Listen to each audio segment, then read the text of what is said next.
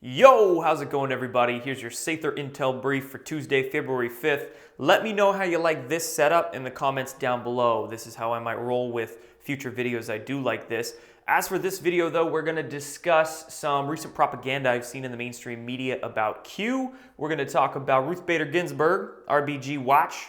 We'll discuss an interesting court appearance that Acting Attorney General Matthew Whitaker made in New York yesterday. We'll discuss that whole crazy John of God situation blowing up right now. The Washington Post running some articles about aliens just this morning. A lot of background to talk about with that and then a few other things. So let's get started.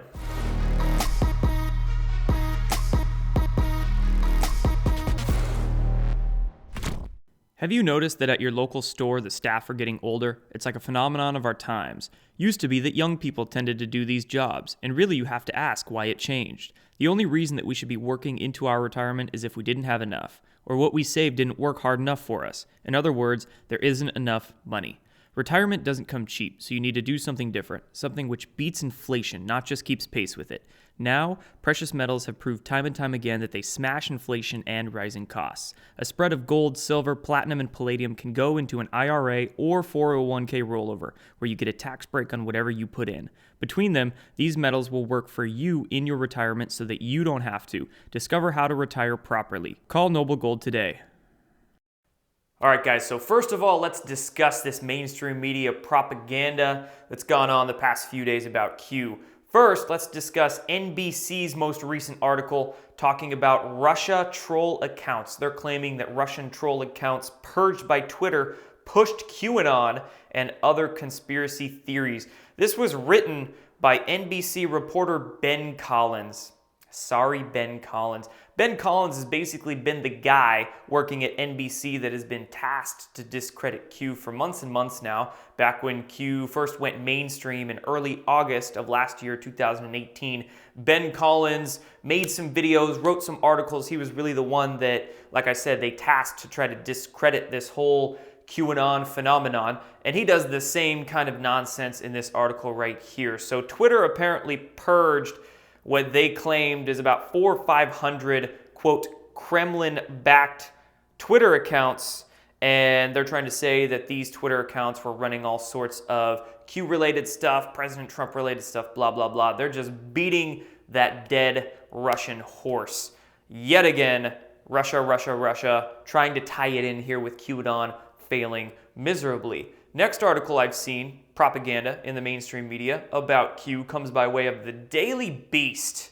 God, I just love them, especially Will Sommer. He's the, again, it's like each of these mainstream outlets has their one or two journalists that they task with trying to discredit conspiracy theories. Will Sommer is that guy for the Daily Beast, like Ben Collins is for NBC. So Will Sommer here for the Daily Beast writes, Trump allies think Ruth Bader Ginsburg is hiding or dead, and it started on QAnon. Subtitle says here, she's kept a low profile while recovering from cancer surgery, but right-wing sickos turned against the liberal Supreme Court justice. Now, in this article, Will Sommer goes on to write all about Q's references to Ruth Bader Ginsburg. Very good questions. Who is managing her care? How long has she not been seen for, etc., etc. But then Will Sommer tries to tie in a lot of, I guess, right-wing sickos, as he describes them here, who don't even talk about Q. You'll notice he's linking James Woods, he's linking Jacob Wall, a young Trump supporter and internet troll. He's linking Sebastian Gorka in quite a bit of this article as well. All of these individuals do not follow, do not promote Q. It's very weird, just kind of trying to spin the context, twist the story for their own Daily Beast narrative. Again, pathetic mainstream media propaganda.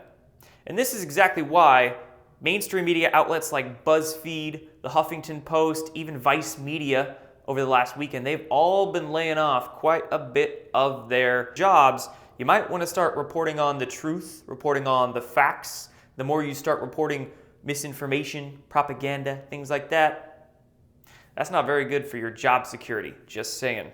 Now moving on, talking about Ruth Bader Ginsburg, speaking of which, we have some very intriguing claims of her liveliness that have gone on the past few days. First of all, Jack Posobiec here tweeted over the weekend saying, breaking, Justice Ginsburg beginning personal trainer PT sessions following successful lung surgery. Okay, there's the claim, but again, where's the evidence?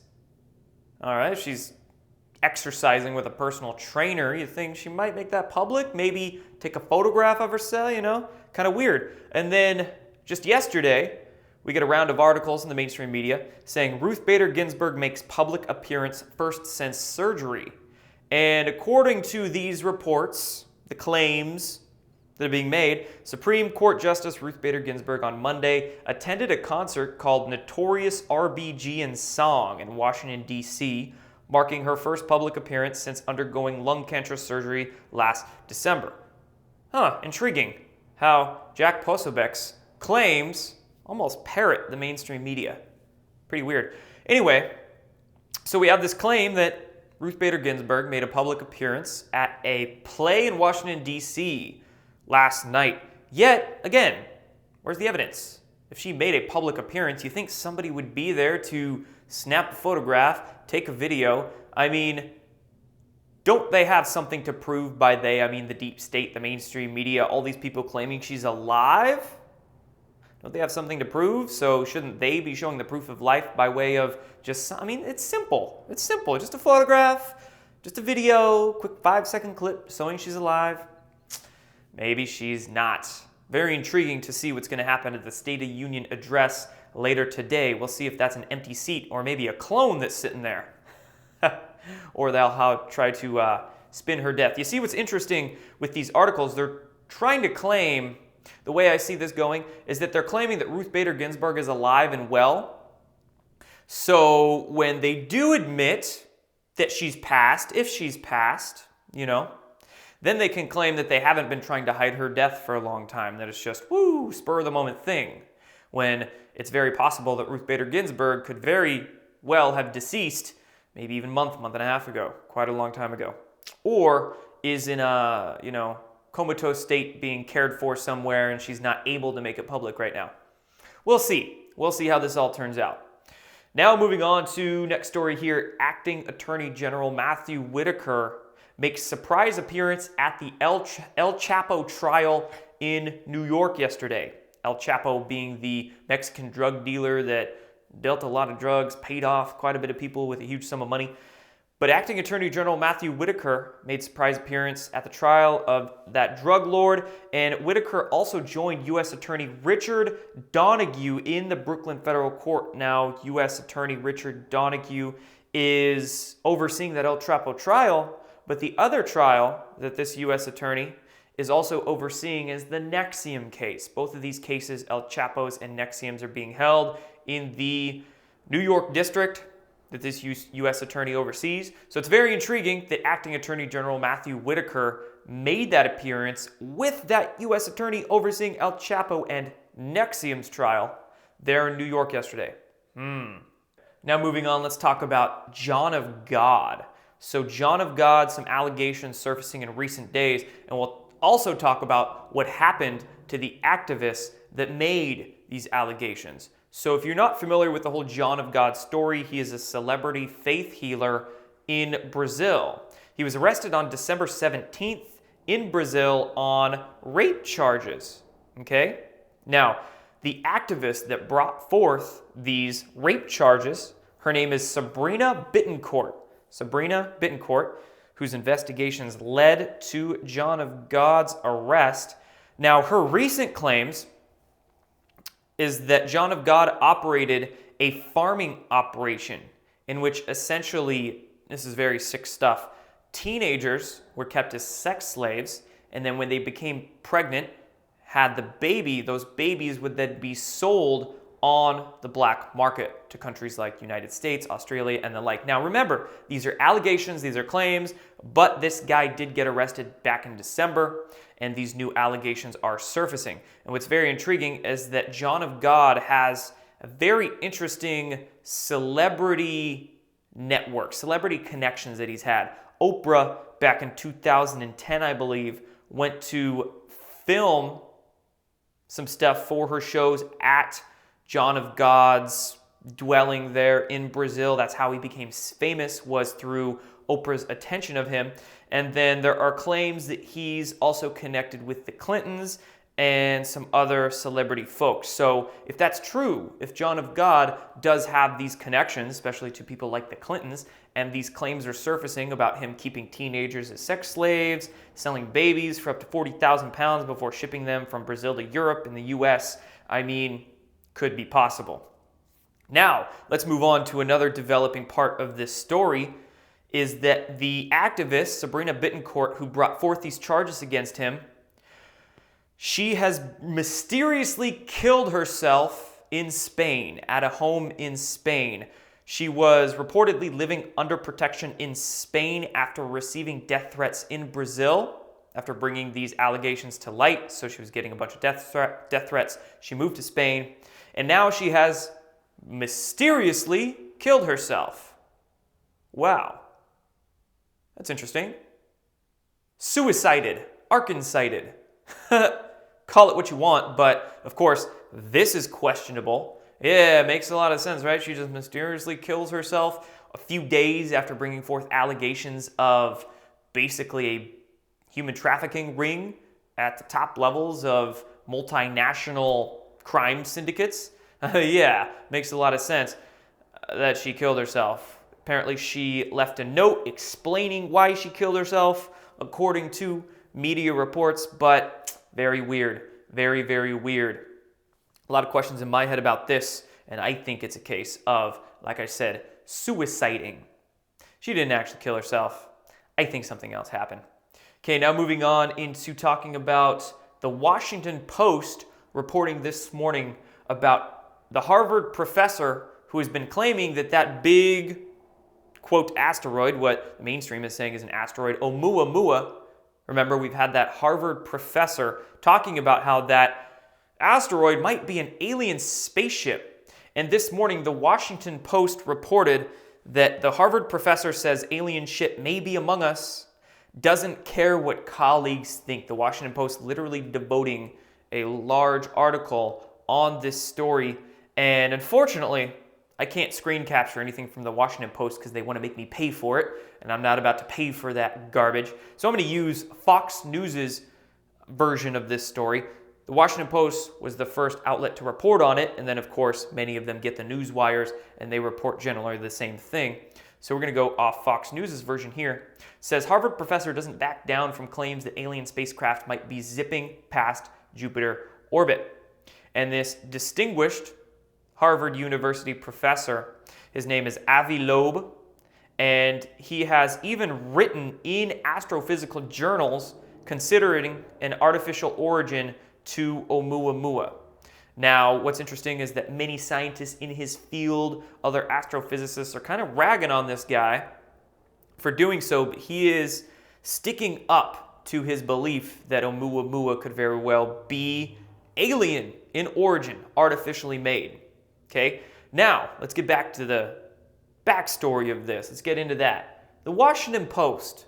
Why would the Washington Post be featuring this story just in general, period, right? This is not stuff that the deep state would really want people to wake up to. The whole ET phenomenon, UFO idea. So what's happening with this particular story is that it is feeding into that narrative of the deep state limited hangout disclosure, something I've continuously tried to reiterate in various videos and work on the ET UFO subject, because this is something very important. We are seeing this right now in action. A deep state limited hangout, also called a partial disclosure, okay? This story, the Harvard professor saying it's an alien spaceship, is feeding right into that narrative. Why? Because it's piquing people's interests in the mainstream, piquing their interests, getting them to kind of wake up out of their slumber a little bit and start scratching their heads, start getting curious. They're trying to get people curious about this, legitimize the issue a little bit, right? Getting people to actually think about it. And then what's going to happen, most likely in a few months' time, maybe later this year, is that the deep state is going to bring forth even more limited hangout disclosures and try to catch people up in that.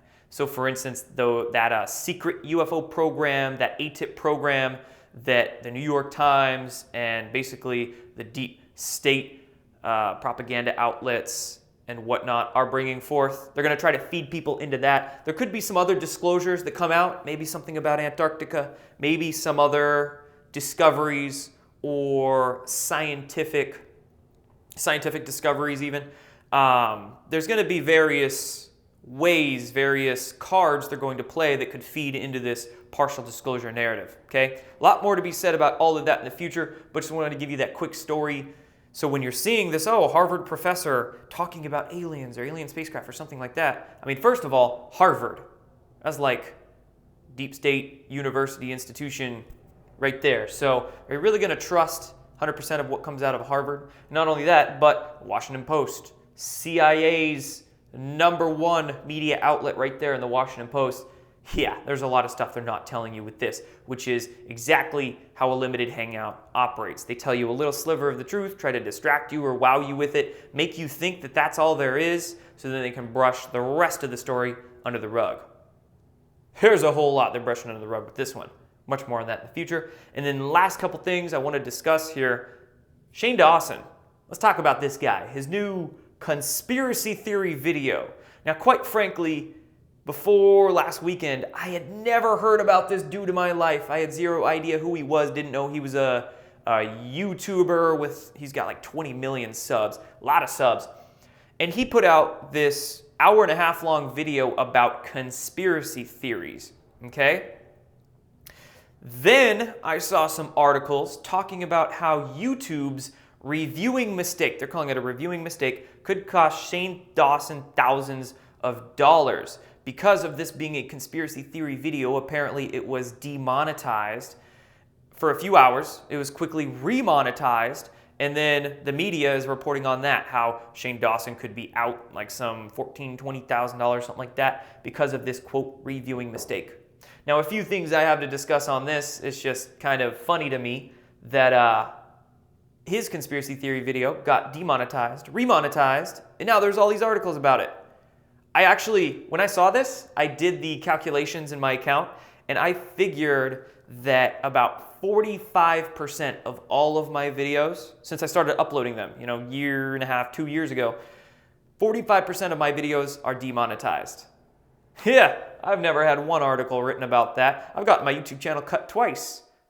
Never had any sort of article by that in the mainstream media. Actually, there has been articles in the mainstream media about my YouTube channel being terminated, but they were calling me a crazy conspiracy theorist who basically deserved to have his channel terminated. I didn't get the preferential treatment like Shane Dawson did here. So basically, my thoughts on this is that it's all diet woke.